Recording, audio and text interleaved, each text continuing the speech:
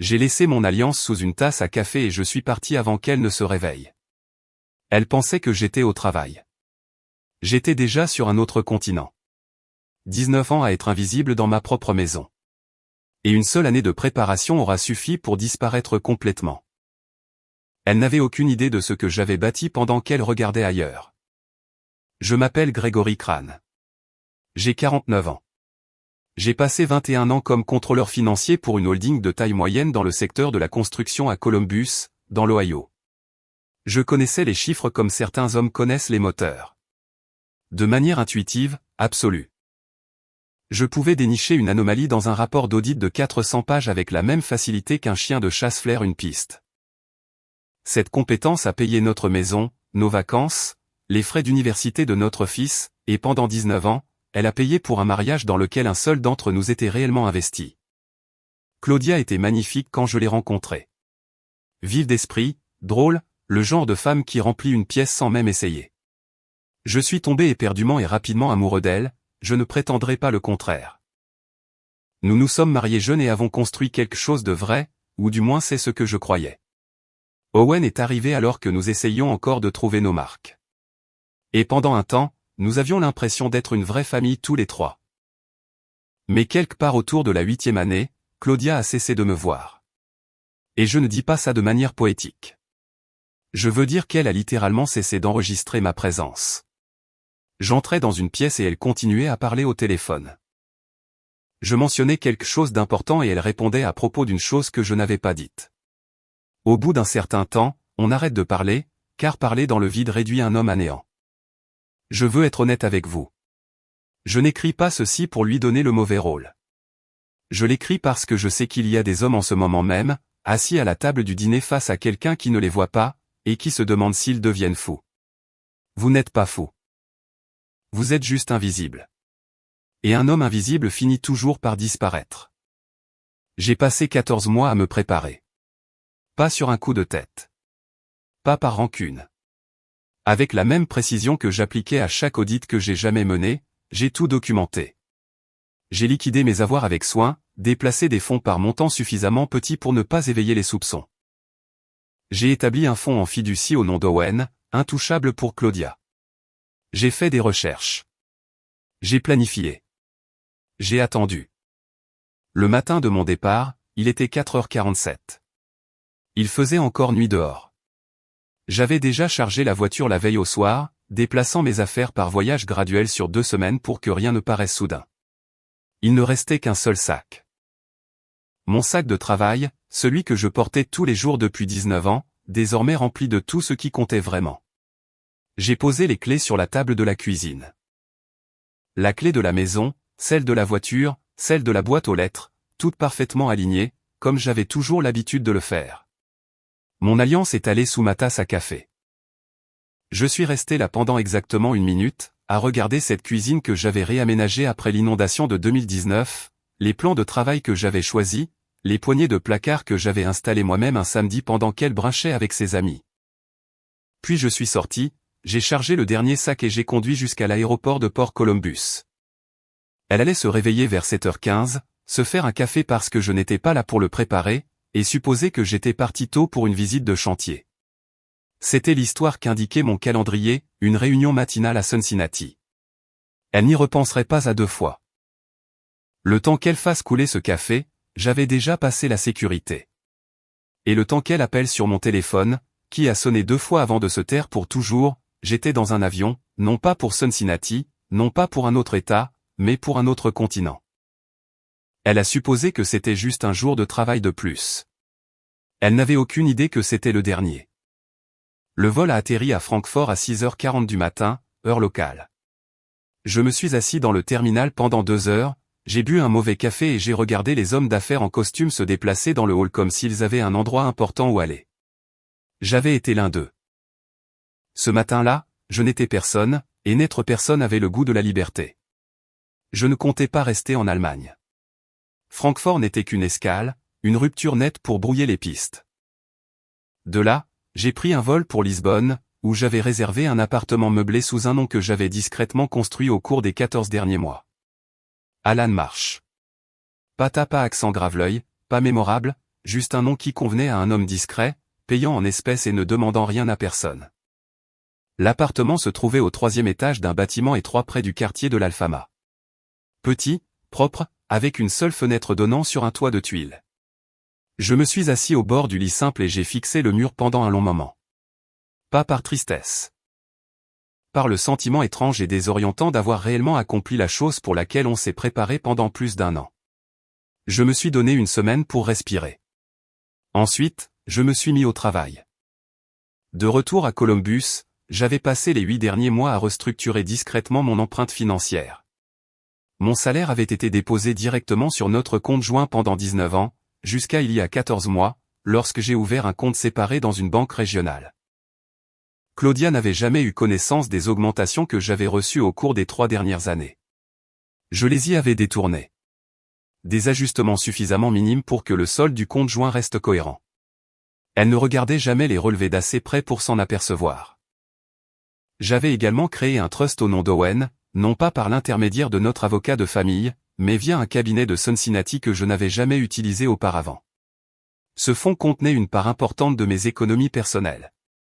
Le nom de Claudia n'y figurait nulle part. Owen n'était pas encore au courant. C'était intentionnel. J'avais besoin qu'il le découvre selon ses propres termes, pas par moi, ni par elle. L'appartement à Lisbonne était un point de départ, pas une destination. Je n'avais pas l'intention de rester en Europe de façon permanente, mais j'avais besoin de distance. Une vraie distance, le genre de distance qu'on ne peut pas combler en conduisant le temps d'un week-end. Le temps de laisser les choses se tasser et d'observer la réaction de Claudia. Et elle a réagi vite. Au 4e jour, j'ai vérifié une adresse email secondaire que j'avais configurée spécifiquement pour la surveillance. Un service de notification juridique auquel je m'étais abonné a signalé une activité sur notre prêt hypothécaire conjoint, une demande de renseignement provenant d'un prêteur tiers. Elle essayait de contracter un emprunt sur la maison. La demande a été bloquée lorsque le prêteur n'a pas pu me joindre pour la vérification du cosignataire. Au 6e jour, le même service a signalé autre chose. Une demande de crédit sous mon numéro de sécurité sociale auprès d'un établissement de crédit de Columbus. Elle essayait d'ouvrir une nouvelle ligne de crédit à mon nom. J'ai réfléchi à cela un moment, sans être surpris. Je l'avais anticipé. C'est pourquoi, 3 mois avant mon départ, j'avais placé un gel de sécurité sur mon dossier de crédit auprès des 3 agences d'évaluation. La demande a été refusée dans les 48 heures. Elle essayait déjà d'utiliser mon nom comme un outil, comme elle l'avait toujours fait. Pendant ces premiers jours, j'ai pensé à Owen plus qu'à toute autre chose. Il avait 25 ans, vivait à Denver et travaillait pour un cabinet d'ingénieurs. Nous avions une bonne relation, pas aussi fusionnelle que je l'aurais voulu, mais solide, honnête. Quelques semaines avant mon départ, je rentrais d'une visite de chantier à Columbus et je l'avais appelé sur le chemin du retour. Nous avions parlé pendant 1 heure. Je ne lui avais pas dit ce que je préparais, mais avant de raccrocher, j'avais dit, quoi qu'il arrive, je veux que tu saches que je suis fier de toi et que je serai toujours joignable si tu as besoin de moi. Il était resté silencieux 1 seconde. Puis, ça ressemble à un adieu, papa. J'ai répondu que je disais juste ce que j'aurais dû dire plus souvent. Il n'a pas insisté. C'était ça, Owen. Il comprenait toujours et n'insistait pas. J'avais laissé une enveloppe pour lui avec une adresse de contact. Scellée, datée, avec des instructions pour l'ouvrir dans 1 an. Elle l'attendait dans un tiroir à Denver. Quoi qu'il arrive ensuite, j'avais besoin qu'il le comprenne en son propre temps. Pas à travers une version des faits déformés, pas à travers l'histoire qu'elle était déjà en train de construire. Sa version devait venir de la vérité. Claudia n'était pas du genre à s'effondrer en silence. Je le savais dès le départ. C'était une femme qui digérait le choc par l'action. Rapide, agressive, parfois imprudente.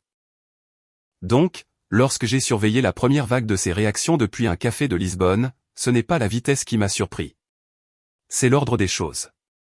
Elle n'a pas appelé la police en premier. Elle a appelé son avocat. Cela m'en disait long sur la façon dont elle avait perçu la situation dans son propre esprit. Pas un mari disparu, pas une urgence familiale, mais une situation juridique. Dès le 4e jour, elle avait déjà contacté notre banque. Le compte chèque joint avait été gelé, en attente du dépôt d'un dossier de litige conjugal. C'était très bien. Je n'avais pas touché à ce compte depuis 8 mois.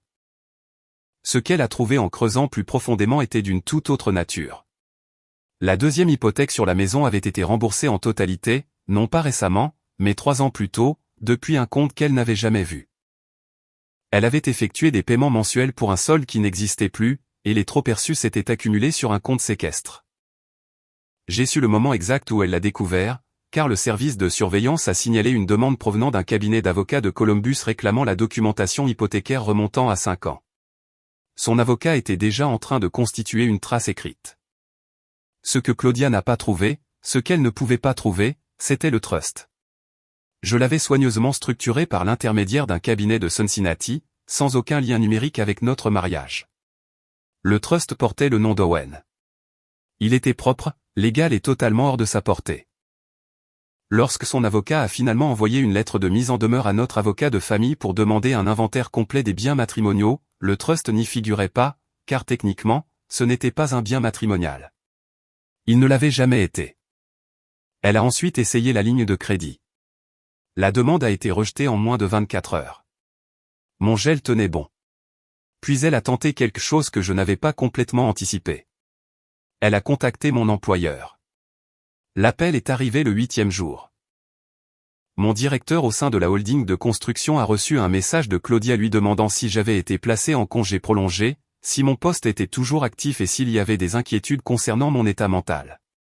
Elle a présenté cela comme une vérification de bien-être. Elle présentait toujours les choses pour ce qu'elles n'étaient pas. Mon directeur, un homme direct nommé Pete Callahan avec qui je travaillais depuis 11 ans, lui a répondu que mon statut d'employé était confidentiel et qu'elle devait adresser toute demande juridique par les voies appropriées. Puis il a appelé le numéro de contact d'urgence que j'avais laissé dans mon dossier personnel 2 mois avant mon départ. L'appel a été redirigé vers un téléphone secondaire que je surveillais depuis Lisbonne. Je n'ai pas rappelé, mais j'en ai pris note.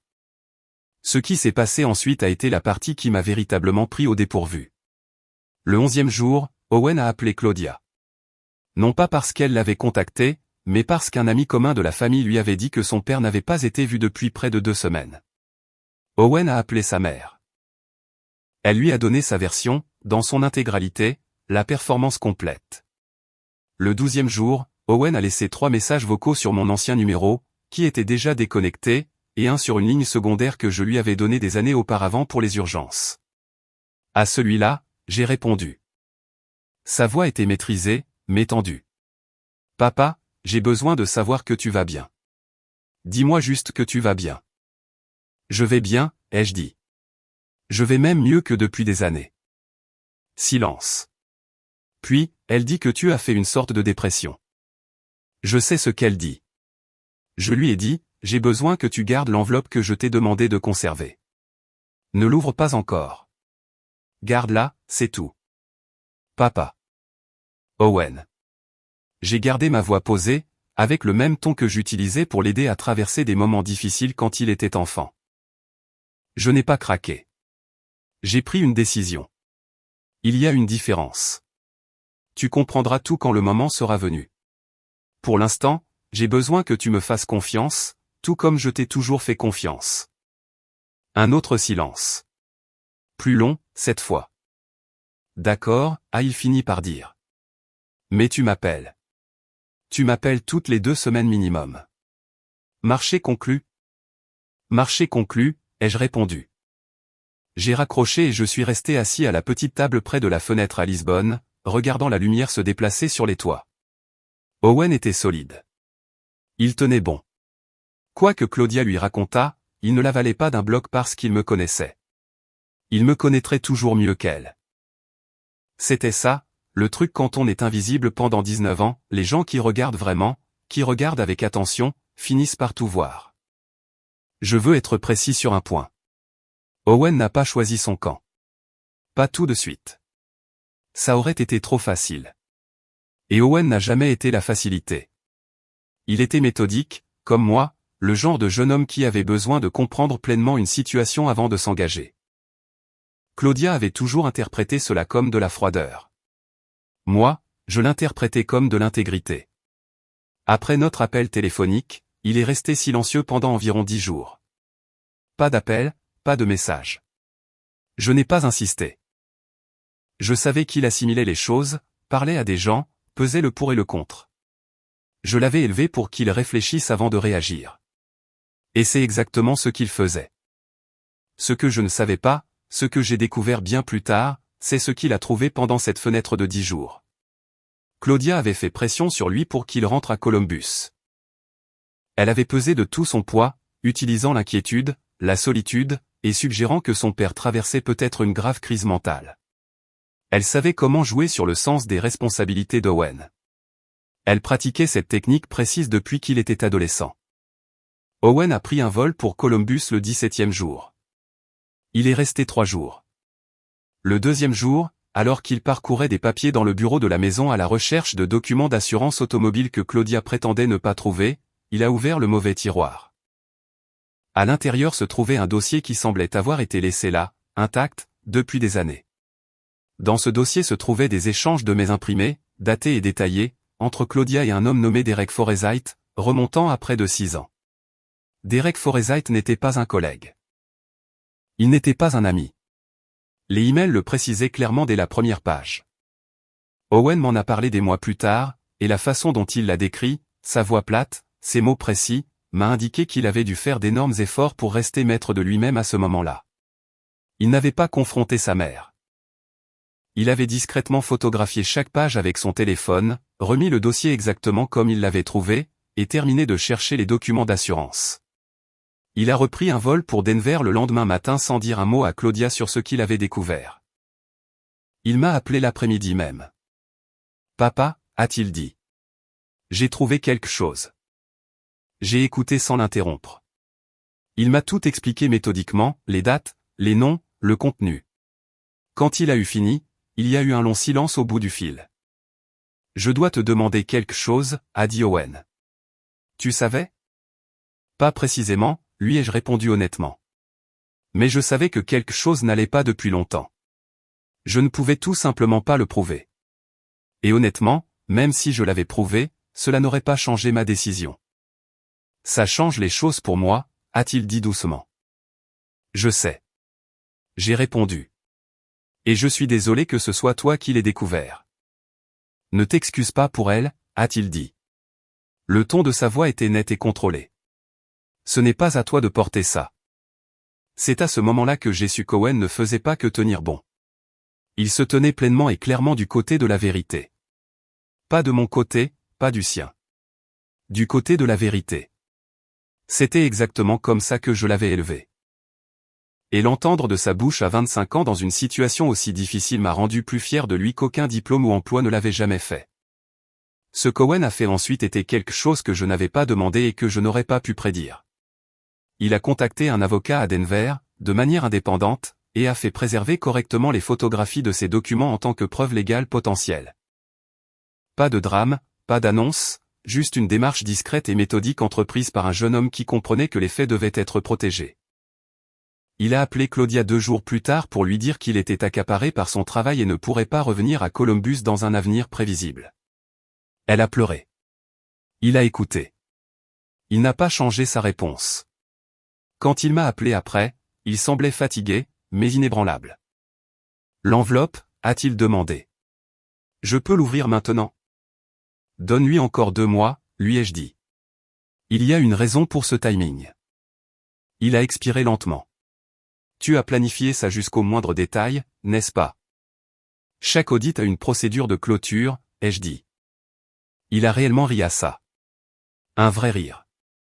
Court, surpris, sincère. C'était le meilleur son que j'avais entendu depuis des années. Claudia a engagé Walt Ricker le 19e jour. Je l'ai appris par une notification de mon service de surveillance juridique. Une enquête sur mes antécédents avait été lancée à mon nom par une agence de détectives privée agréée basée à Columbus. L'agence était petite, 3 agents, mais leur empreinte numérique suggérait qu'ils étaient compétents. Pas accent grave-l'œil, méthodique, le genre de cabinet qui ne promettait pas de miracle, mais qui obtenait des résultats. Walt Ricker avait 50 ans, c'était un ancien enquêteur du bureau du shérif du comté avec 13 ans d'expérience dans le privé. J'avais en fait anticipé ce mouvement. Quand on disparaît comme je l'ai fait, silencieusement, complètement, sans aucun éclat émotionnel qui donnerait aux gens une piste évidente à suivre, la réaction naturelle est d'engager quelqu'un dont c'est le métier de retrouver les gens. Je m'y étais préparé. Mais ce à quoi je ne m'étais pas totalement préparé, c'était à ce que Riquer allait faire quand il me trouverait. Il était doux. Je lui accorde ça. En 3 semaines, il avait éliminé les impasses évidentes. Pas de vols intérieurs, pas de réservation d'hôtels, pas d'activité de crédit, pas de résurrection sur les réseaux sociaux. Il a fouillé mon historique professionnel, mes relations connues, mon réseau professionnel. Il a parlé à Pet Callahan à l'entreprise de construction, qui ne lui a rien donné d'utile. Il a parlé à 2 anciens collègues qui n'avaient pas eu de mes nouvelles. Il a parlé à une voisine qui a dit que j'avais l'air tout à fait normal la dernière fois qu'elle m'avait vu. Puis il a fait quelque chose d'intelligent. Il est parti à la recherche des choses auxquelles je tenais plutôt que des choses que j'avais laissées derrière moi. Mon historique professionnel était assez public. Contrôleur financier, secteur de la construction, axé sur les systèmes, soucieux du détail. Il a commencé à croiser ses caractéristiques avec les enregistrements d'entreprises dans les marchés ruraux et de taille moyenne à travers le pays. Il cherchait une prise de participation achetée en espèces dans une entreprise qui correspondait à mes compétences. Il a restreint ses recherches au secteur à fort volume de liquidité, l'automobile, la logistique, la petite industrie manufacturière. Cela lui a pris 6 semaines, mais il a trouvé la piste. Un transfert de propriété partielle, une participation de 40% payée comptant dans une petite société de conseil en diagnostic et système à la périphérie de Boise, dans l'Idaho, enregistrée sous le nom d'Alan Marsh. La date d'enregistrement correspondait. Le montant de la transaction était cohérent avec ce dont je disposais, et la catégorie d'entreprise me correspondait parfaitement.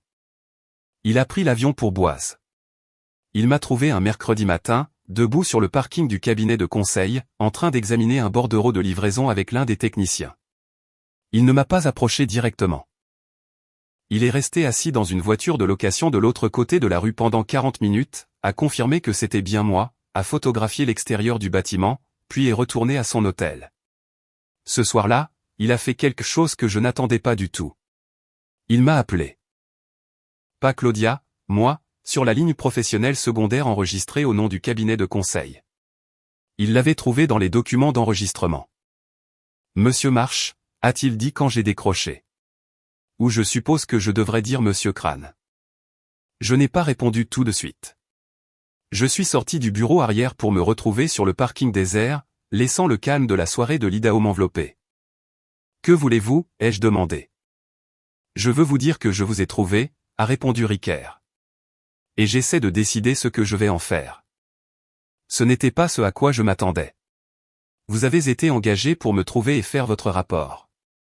J'ai été engagé pour vous localiser, a-t-il corrigé prudemment. Le rapport, c'est ma décision. Un silence. Je fais ça depuis 13 ans. Je sais à quoi ressemble un homme qui fuit suite à une dépression. Ce n'est pas votre cas. J'ai attendu. J'ai examiné les données financières que votre femme m'a fournies pour établir une base, a-t-il continué. Le trust, le remboursement de l'hypothèque, le gel du crédit. Ce n'est pas l'œuvre d'un homme qui a craqué. C'est l'œuvre d'un homme qui a passé plus d'1 an à construire une porte pour ensuite la franchir. Un autre silence. J'ai moi-même traversé un divorce. Un sale divorce. Je sais à quoi cela ressemble quand l'un des deux a tout porté sur ses épaules pendant que l'autre dépensait. Je suis resté debout sur le parking pendant un long moment, regardant le ciel au-dessus des contreforts de Boise. Un ciel immense, aucun bruit. Que allez-vous lui dire, ai-je demandé. Que j'ai trouvé des preuves d'une possible activité dans la région du Nord-Ouest Pacifique, a-t-il dit. Non concluant. Nécessite des investigations supplémentaires. Je lui facturerai 2 semaines de plus et je ne lui donnerai rien d'utile. Pourquoi? Parce que mon travail consiste à trouver les gens, a répondu Riquer, pas à décider de ce qui leur arrive après. Et quelque chose me dit que vous l'avez déjà décidé par vous-même. Il a raccroché. Je suis resté là encore un moment, respirant l'air froid du soir. Puis je suis retourné à l'intérieur pour finir d'examiner le bordereau. 2 semaines plus tard, Claudia a reçu le rapport non concluant de Riquer et a promptement engagé un deuxième enquêteur. Je l'ai su par ce dernier 3 jours plus tard. Ce deuxième homme, plus jeune, plus agressif, sans antécédent dans les forces de l'ordre, a commencé à creuser sous un angle différent. Pas mon historique professionnel, le sien. Et ce qu'il y a trouvé était quelque chose qu'elle n'avait absolument pas prévu qu'il trouve. Le rapport a atterri dans ma boîte de réception de surveillance un vendredi après-midi. Une activité financière avait été signalée sur les comptes personnels de Claudia remontant à 4 ans. Une série de transferts vers une société holding qu'elle avait créée sans que je le sache. Les montants étaient substantiels. Le calendrier correspondait à une période où nos économies communes avaient discrètement diminué, d'une manière que j'avais remarqué sans pouvoir l'expliquer totalement. Elle siphonnait l'argent de notre mariage depuis des années. Et maintenant, quelqu'un qu'elle avait engagé venait accidentellement de le prouver. Ce second enquêteur s'appelait Craig Dillon. La trentaine, perspicace, le genre d'homme qui creusait en largeur plutôt qu'en profondeur et qui déterrait parfois des choses que ses clients ne lui avaient pas demandé de trouver. Claudia l'avait engagé pour reprendre là où Ricker s'était arrêté, trouver Gregory Crane, confirmer sa localisation, monter un dossier que son avocat pourrait utiliser lors d'une procédure de divorce. Ce que Dillon a trouvé à la place, c'est une piste documentaire de 6 ans qui menait directement à elle. Il avait effectué une vérification financière standard sur moi, extrayant chaque compte associé, chaque entité enregistrée, chaque historique d'adresse, quand il a heurté une anomalie. Un compte joint que Claudia et moi détenions dans une banque régionale montrait des retraits réguliers sur une période de 4 ans, toujours la 3e semaine du mois. Toujours pour des montants juste en dessous du seuil de déclaration. La destination, une SARL, LLC, unipersonnelle enregistrée sous le nom de jeune fille de Claudia, créée il y a 6 ans dans l'état du Delaware. Dillon l'a signalé parce que c'était inhabituel.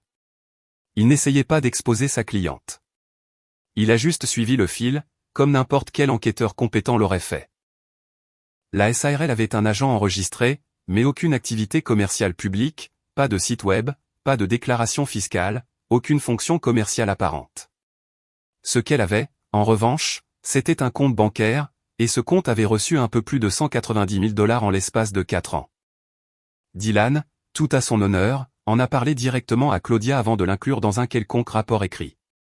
Il lui a dit ce qu'il avait trouvé et lui a demandé de clarifier. Elle lui a dit de laisser tomber, que c'était une question financière personnelle sans lien avec l'enquête et qu'elle avait seulement besoin qu'il se concentre sur ma localisation. Il a supprimé cette information du rapport officiel, mais il a conservé ses notes. Et d'une façon ou d'une autre j'ignore toujours le mécanisme exact, bien que j'ai mes soupçons concernant Ricker, ces notes sont parvenues au contact de mon service de surveillance juridique à Columbus dans les 10 jours. J'ai lu le résumé un mardi matin à Boise, un café refroidissant à côté de moi. Je l'ai lu 2 fois. Puis je l'ai transféré à l'avocat que j'avais retenu à Cincinnati. Le même qui avait structuré le trust d'Owen, avec une seule instruction, préserver ceci et déterminer ce que cela implique pour toute procédure future. L'avocat m'a rappelé dans les 2 heures. Son évaluation était directe. Si Claudia entame une procédure de divorce et tente de réclamer une part des actifs de l'entreprise d'Alan Marsh au motif que le capital de départ provenait de fonds conjugaux, cette documentation sera le contrepoids. Cela ne fera pas que neutraliser sa demande. Cela l'exposera potentiellement à une action civile en recouvrement pour les 190 000 $. Elle s'est construit un problème toute seule, a-t-il dit. Elle le construit depuis 6 ans. Je lui ai dit qu'elle pensait simplement que personne ne regarderait jamais. J'ai appelé Owen ce soir-là. Je ne lui ai pas donné tous les détails. Il n'avait pas encore besoin de connaître les spécificités financières. Mais je lui ai dit que les choses évoluaient sur le plan juridique et que le moment venu d'ouvrir l'enveloppe, le tableau serait plus clair que ce que nous avions tous deux imaginé. Il est resté silencieux un instant. Elle prenait de l'argent, semble-t-il. Alors, depuis combien de temps? Au moins 4 ans, peut-être plus. Une longue expiration à l'autre bout du fil. C'est pour ça que les économies n'ont jamais augmenté comme elles auraient dû. Je me souviens t'avoir posé la question une fois. Et tu as répondu que tu enquêtais là-dessus. C'était le cas, ai-je dit. Je ne pouvais simplement pas en retracer la source proprement à l'époque. Et maintenant, quelqu'un qu'elle a engagé l'a fait pour elle. Il a laissé échapper un bref soupir sans joie. Papa, c'est presque poétique. Presque, ai-je concédé. Owen est de nouveau resté silencieux un moment, et lorsqu'il a repris la parole, sa voix avait cette même qualité plate et contrôlée qu'elle prenait lorsqu'il avait pris une décision et s'y tenait fermement. Je vais rappeler l'avocat de Denver, celui qui a préservé les emails. Je veux qu'il parle à ton gars de Cincinnati. Owen, je ne demande pas la permission, a-t-il dit d'un ton égal. Je te dis ce que je fais. Tu as passé 19 ans à être prudent et méthodique pour qu'elle ne le voie pas venir. Laisse-moi faire de même. Je n'ai pas discuté. Il n'y avait rien à redire à cela. Il avait raison. Je me suis adossé à mon siège dans mon bureau de Boise, un petit bureau avec une seule fenêtre donnant sur le paysage plat de l'Ouest, et j'ai repensé à l'étrange géométrie du déroulement des choses. On passe des années à voir l'argent disparaître sans pouvoir le prouver. On passe 14 mois à préparer une sortie. Et puis la femme qui vous a poussé vers la porte engage quelqu'un qui vous remet accidentellement tout ce dont vous aviez besoin. C'est le problème avec les gens qui prennent des raccourcis et cachent des choses. Ils ont tendance à supposer que tout le monde autour d'eux fait de même. Ils ne tiennent pas compte de l'homme qui a gardé chaque reçu, documenté chaque anomalie et simplement attendu que les mathématiques racontent toute l'histoire. Désormais, les chiffres parlaient d'eux-mêmes, haut et fort. Boise n'était pas une ville où j'avais un jour imaginé construire ma vie. Mais c'est le propre d'un nouveau départ, on ne choisit pas toujours l'endroit, c'est l'endroit qui se révèle être le bon. Les paysages désertiques d'altitude, les rues larges, la culture pragmatique des gens qui construisent des choses de leurs mains et ne passent pas beaucoup de temps à jouer un rôle pour les autres. Cela me convenait d'une manière que Columbus n'avait jamais fait. Le cabinet de conseil avait grandi plus vite que je ne l'avais prévu. 18 mois après le lancement, j'avais 3 employés à temps plein, un portefeuille de 12 clients réguliers dans la construction, la logistique et l'industrie légère, et la réputation, au sein de la communauté des affaires régionales, d'être le cabinet qui trouvait les problèmes que personne d'autre ne voulait admettre. Je l'avais fondé sur le même principe que j'appliquais à chaque audit que j'avais jamais réalisé, suivez les chiffres, dites la vérité, ne reculez pas quand la réponse est inconfortable. Je ne cherchais personne. Je tiens à être clair là-dessus. Loretta Voss est entrée un jeudi après-midi de février sur recommandation de l'un de mes clients en logistique. Elle dirigeait une entreprise de taille moyenne d'aménagement paysager et d'entretien d'espaces verts, 12 employés, 3 contrats commerciaux avec la ville, et une situation comptable que son comptable gérait manifestement mal depuis 2 ans. Elle s'est assise de l'autre côté du bureau, 46 ans, le regard assuré, et a exposé ses finances avec une franchise que j'ai immédiatement appréciée. Pas de détour, pas d'excuses, juste, voici le problème. Voici ce que je sais, voici ce que je ne sais pas. Nous avons passé 2 heures à éplucher ces livres de comptes. J'ai trouvé 4 erreurs de classification distinctes et une erreur récurrente qui gonflait sa colonne des passifs depuis 18 mois. Elle est restée assise face à moi pendant que je lui expliquais tout cela, posant des questions précises, sans jamais essayer de détourner la conversation des chiffres que nous avions sous les yeux. Quand nous avons eu fini, elle s'est levée, m'a serré la main et a dit « Vous êtes la première personne que je paie depuis 2 ans et qui me dit enfin la vérité. » Elle est partie. Je suis retourné au travail. Elle est revenue 3 semaines plus tard, non pas en tant que cliente, mais avec une recommandation. Une de ses amies qui possédait une petite entreprise manufacturière avait besoin du même type d'analyse. Elle a déposé les coordonnées, a refusé qu'on lui offre un café, et est repartie en 4 minutes.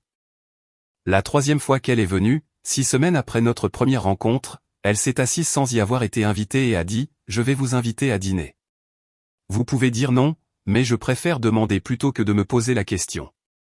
Je l'ai regardée pendant un instant. J'ai une situation compliquée, ai-je répondu. Toute personne de plus de 40 ans a une situation compliquée, a-t-elle dit d'un ton égal. Je ne vous demande pas toute l'histoire de votre vie. Je vous invite à dîner. Sa franchise était ce qui m'a conquis. Aucune performance, aucune stratégie, juste une personne qui disait ce qu'elle pensait et pensait ce qu'elle disait. J'avais oublié que c'était possible. Nous avons dîné dans un endroit qu'elle connaissait, près de la rivière. Nous avons parlé pendant 3 heures de travail, de Boise, des choses qui nous avaient amenés chacun à ce point précis. Elle était veuve depuis 4 ans. Son mari, un entrepreneur, était décédé d'un arrêt cardiaque soudain à 51 ans. Elle avait reconstruit son entreprise et sa vie avec la même efficacité méthodique qu'elle avait apportée dans mon bureau, et elle en parlait sans chercher à susciter la pitié. Je lui ai dit que j'étais au milieu d'une situation juridique impliquant un mariage précédent. Je ne lui ai pas donné de détails. Elle n'en a pas demandé. Je ne suis pas pressé, a-t-elle dit simplement. Et je ne fais pas dans le drame. Je l'ai cru. Nous nous sommes revus 2 fois de plus avant que je ne l'annonce à Owen. Il a pris la nouvelle avec prudence, pas froidement, mais de manière réfléchie, comme il prenait tout. Sa principale question était de savoir si elle connaissait l'ensemble de la situation. Elle en sait assez, lui ai-je dit. Est-ce qu'elle connaît ton vrai nom? Oui, ai-je répondu. Elle le sait depuis environ 3 semaines. Une pause. Comment a-t-elle réagi? Elle a dit, je me doutais bien que quelque chose était compliqué. C'est plus gérable que la plupart des choses auxquelles j'ai dû faire face. Owen est resté silencieux un instant. Puis, je l'aime bien, déjà. Je ne m'attendais pas à ce que cela signifie autant pour moi. Mais la solidité d'Owen, sa volonté d'accorder sa confiance là où il jugeait qu'elle était méritée, était l'une des choses chez lui qui me rappelait constamment que j'avais réussi au moins une chose en 19 ans.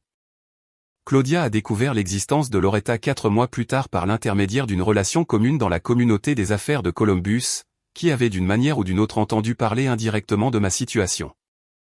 L'appel qu'elle a passé à Owen ce soir-là, selon ce dernier qui m'a appelé immédiatement après, a duré 22 minutes et a impliqué un volume sonore important. Owen a tout écouté.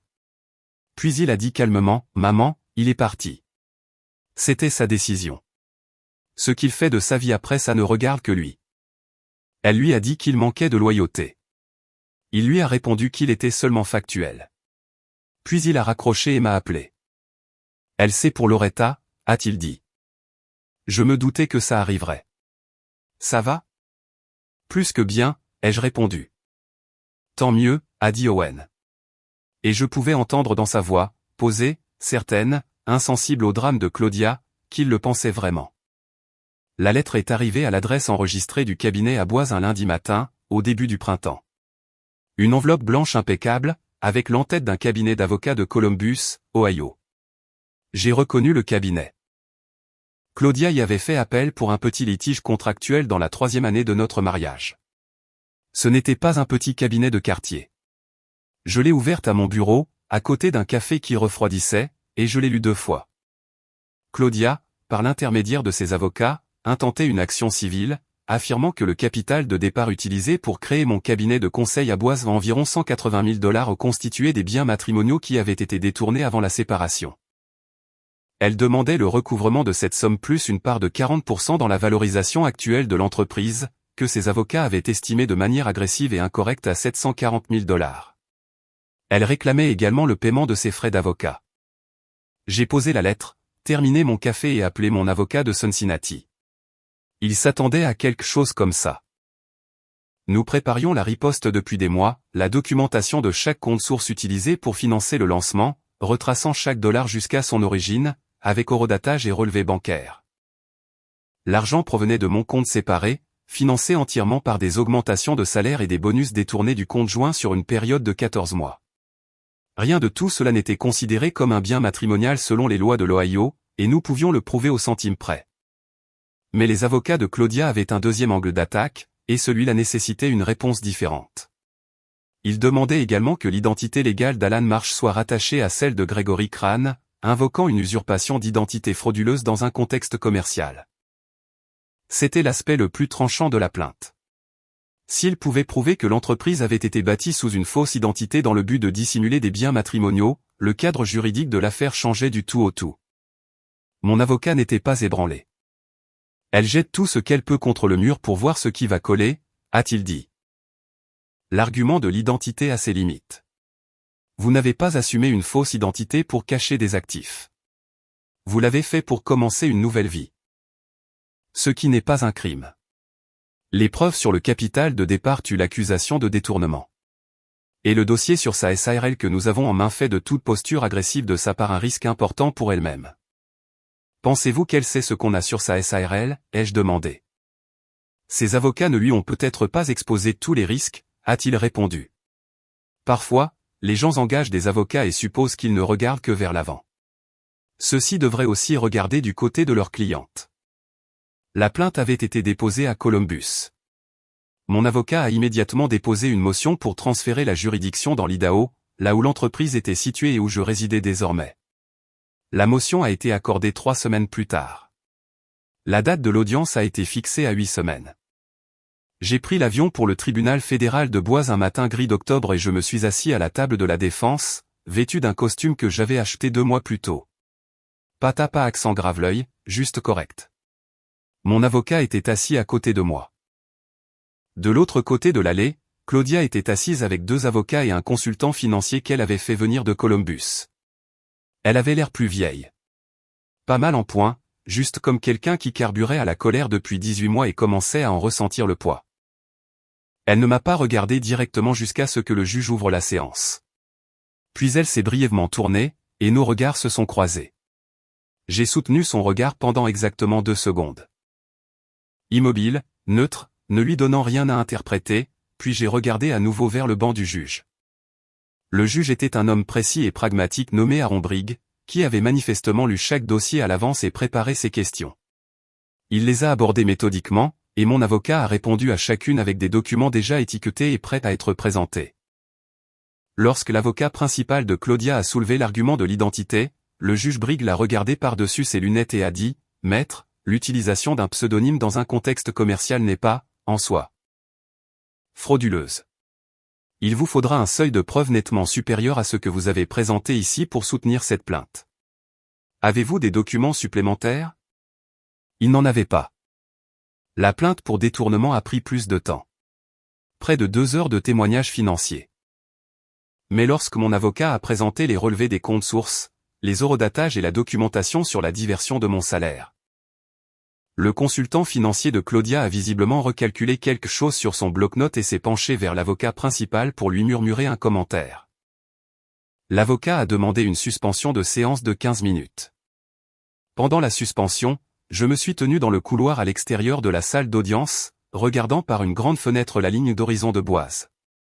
Owen avait pris un vol le matin même et était assis dans le public. Il n'avait pas parlé. Il n'en avait pas besoin. Le simple fait de savoir qu'il était dans la pièce suffisait. Lorsque nous avons repris, les avocats de Claudia ont retiré la plainte pour détournement. L'argument de l'identité a été rejeté pour manque de preuves. Les questions de procédure restantes ont été réglées en 40 minutes. Le juge Briggs a clos l'audience avec un commentaire que j'ai noté avec soin.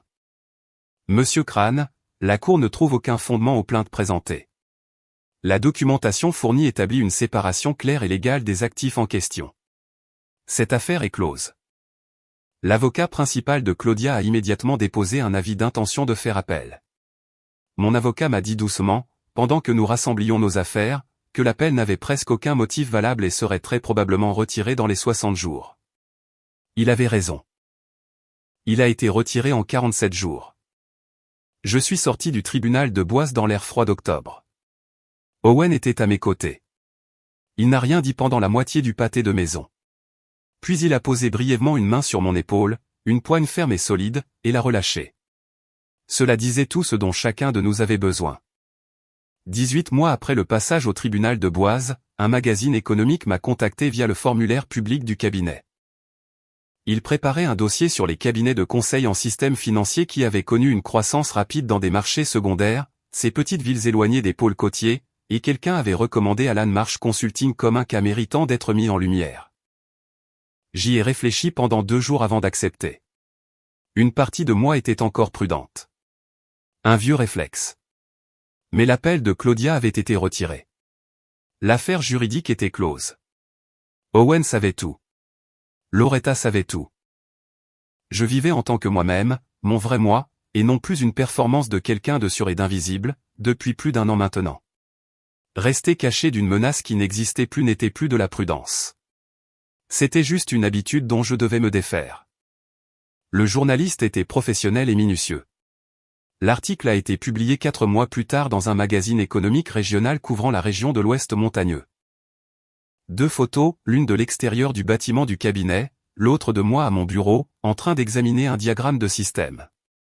Le titre était simple, basé sur les faits, comment un consultant a transformé la précision financière en une pratique régionale. Ils utilisaient le nom d'Alan Marsh tout au long de l'article. C'était très bien. Le nom avait acquis son propre poids depuis. Je n'ai pas beaucoup pensé à ce qui allait se passer ensuite.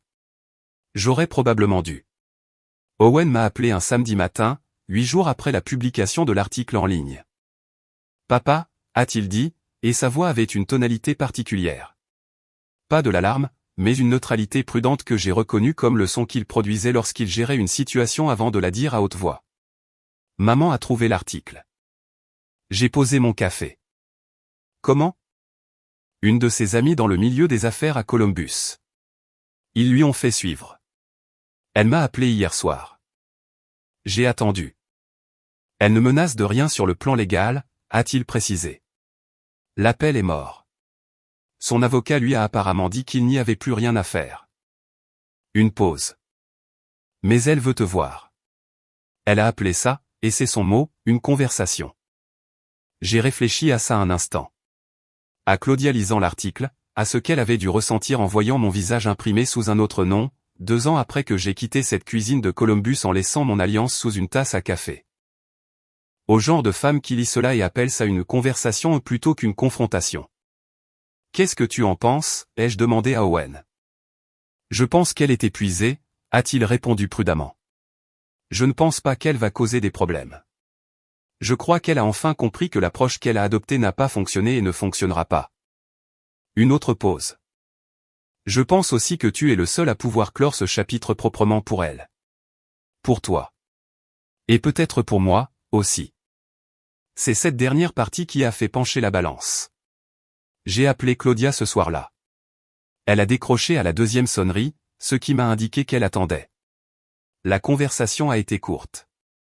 Nous avons convenu de nous rencontrer à Denver, en terrain neutre, dans la ville d'Owen. Il avait proposé son appartement. J'ai apprécié le geste, mais j'ai suggéré un restaurant à la place. Certaines conversations nécessitent de pouvoir trouver une porte de sortie. Nous nous sommes retrouvés un jeudi après-midi au début du printemps. Elle ressemblait à elle-même, soignée, contrôlée. L'armure sociale qu'elle avait toujours portée était parfaitement en place. Mais il y avait quelque chose en dessous qui n'y était pas auparavant. Une fatigue qui allait plus loin que le simple manque de sommeil. Elle n'a pas joué de rôle. C'est ce qui m'a le plus surpris. Elle n'a pas commencé par des accusations, des griefs, ou par la version des faits qu'elle racontait à ses amis. Elle s'est assise en face de moi à une table tranquille dans un coin et a dit « Je veux savoir quand je t'ai perdu. » Je l'ai regardée pendant un long moment. Puis j'ai dit « Tu ne m'as pas perdu, Claudia. Tu as arrêté de me chercher il y a environ 10 ans. Il y a une différence. » Elle a encaissé la remarque. Elle n'a pas cherché à discuter. « Les emails ?» a-t-elle dit. « Derek. Tu savais. » Pas précisément. Pas avant qu'Owen ne les trouve. Mais je savais que quelque chose n'allait pas depuis longtemps. Je ne vais pas chercher d'excuses, a-t-elle dit. Sa voix était plate, factuelle. Je ne vais pas essayer d'expliquer non plus. Je voulais juste que tu saches que je sais ce que j'ai fait, ce que j'ai pris. Je sais. Je n'ai rien répondu à cela. Il n'y avait rien à dire qui aurait pu ajouter quoi que ce soit. Nous sommes restés là pendant encore 20 minutes à parler de choses sans importance. Le travail d'Owen, le printemps à Denver, le cabinet de conseil. Quand elle s'est levée pour partir, elle a réajusté son manteau avec le même geste précis qu'elle avait toujours eu. Et pendant une seconde, elle a ressemblé exactement à la femme que j'avais épousée. « Es-tu heureux ?» a-t-elle demandé. « Oui, ai-je dit. Je le suis. » Elle a hoché la tête une fois.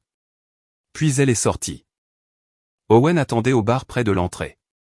Il avait été là tout le temps. Assez loin pour nous laisser de l'espace, mais assez près si les choses avaient mal tourné. Il a regardé sa mère partir, puis s'est approché et s'est assis en face de moi. « Comment ça s'est passé ?» a-t-il demandé. « Proprement, ai-je dit. » Il a hoché la tête, comme s'il s'attendait à cette réponse. Puis il a fait signe au serveur et a commandé 2 cafés sans me demander si j'en voulais un. J'en voulais un. Il le savait. 9 mois après Denver, Loretta et moi avons pris la route pour les montagnes de Sawtooth un samedi d'octobre, sans projet particulier. C'était son idée. La semaine précédente, elle avait dit, tu fixes des tableurs depuis mardi. On part quelque part où il n'y a pas de Wi-Fi. Et ce fut tout. Nous nous sommes garés au départ d'un sentier près de Stanley et avons marché pendant 3 heures à travers une nature qui se moquait bien de savoir qui nous étions avant d'arriver là. Les trembles avaient pris leur couleur d'automne.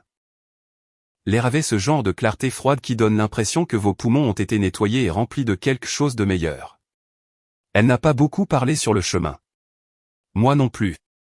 C'était l'une des choses que j'avais appris à apprécier chez elle. Elle comprenait que le silence entre deux personnes qui se font confiance n'est pas vide. Il est juste calme.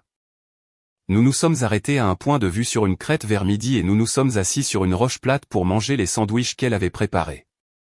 En dessous de nous, une vallée s'étendait dans des tons rouges et dorés, sous ce bleu durci particulier au ciel de haute montagne. « Tu penses à quelque chose en particulier ?» a-t-elle demandé. « Non », ai-je répondu, et c'était vrai. Pour la première fois depuis très longtemps, je n'analysais pas de chiffres, je ne surveillais pas de situation, je ne gérais pas de variables. J'étais juste assis sur un rocher dans l'Idaho, à côté d'une femme qui disait ce qu'elle pensait, en train de manger un sandwich qu'elle avait préparé parce qu'elle avait remarqué que j'avais oublié de prendre mon petit déjeuner. C'était tout. C'était ça, l'essentiel. Owen a appelé ce soir-là alors que nous redescendions de la montagne en voiture. Il avait été nommé chef de projet sur une importante évaluation d'infrastructure à Denver. Une étape importante, exactement le genre de poste pour lequel il s'était préparé. Il m'en a parlé avec la même approche méthodique qu'il appliquait à tout, en détaillant la portée du projet et les délais, et je pouvais entendre dans sa voix la satisfaction spécifique d'un homme faisant un travail à la hauteur de ses capacités. Quand il a eu fini, il a demandé. « Comment va Loretta ? » « Elle est juste là, ai-je dit. »« Dis-lui qu'elle est bonne pour toi, » a dit Owen. J'ai jeté un coup d'œil à Loretta. Elle avait entendu. Elle a souri au pare-brise sans me regarder. « Il dit que tu es bonne pour moi, lui ai-je dit. »« Il est perspicace, » a-t-elle répondu. Comme son père. Je n'avais pas pensé à Claudia depuis 3 semaines. Quand la pensée m'a effleuré l'esprit à ce moment-là, elle est venue sans poids. Pas de colère, pas de chagrin, pas cette sourde fatigue persistante d'un homme qui porte encore quelque chose qu'il aurait dû poser des années plus tôt. Elle vivait à Columbus, pour autant que je le sache. Owen gardait un contact minimal avec elle. L'affaire de la SARL avait abouti à une procédure civile distincte que ses avocats avaient réglée discrètement avec restitution, 6 mois après la clôture du dossier à Boise. La maison, notre maison, celle que j'avais passé 19 ans à entretenir, avait été vendue. Claudia l'avait mise en vente elle-même. 8 mois après la fin du procès, Owen m'avait donné le prix de vente. C'était un prix juste. Je n'ai rien ressenti à ce sujet, dans un sens comme dans l'autre, ce qui était exactement la bonne quantité d'émotion à avoir. Le cabinet de conseil s'était développé pour compter 11 employés à temps plein et une présence régionale couvrant 4 États. On nous avait approché 2 fois pour un rachat. Les 2 fois, j'avais décliné, les 2 fois poliment, et les 2 fois avec la certitude intime que je ne construisais pas tout ça pour le vendre. Je le construisais parce que construire était ce pourquoi j'étais doué, et que c'était ce qui valait la peine de se lever le matin. C'était une raison suffisante. Nous sommes rentrés à Boise vers 20h ce soir-là. Loretta a préparé du thé. Je me suis assis à la table de la cuisine, une table différente dans une cuisine différente de celle où je m'étais tenu 3 ans plus tôt à 4h47 du matin, et j'ai regardé la vie que j'avais bâtie pièce par pièce à partir d'une seule décision prise par un sombre matin d'octobre à Columbus, Ohio. Les clés que j'avais laissées sur cette table là n'ouvraient rien qui vaille la peine d'être gardé. Celles qui étaient maintenant dans ma poche ouvraient tout ce qui comptait.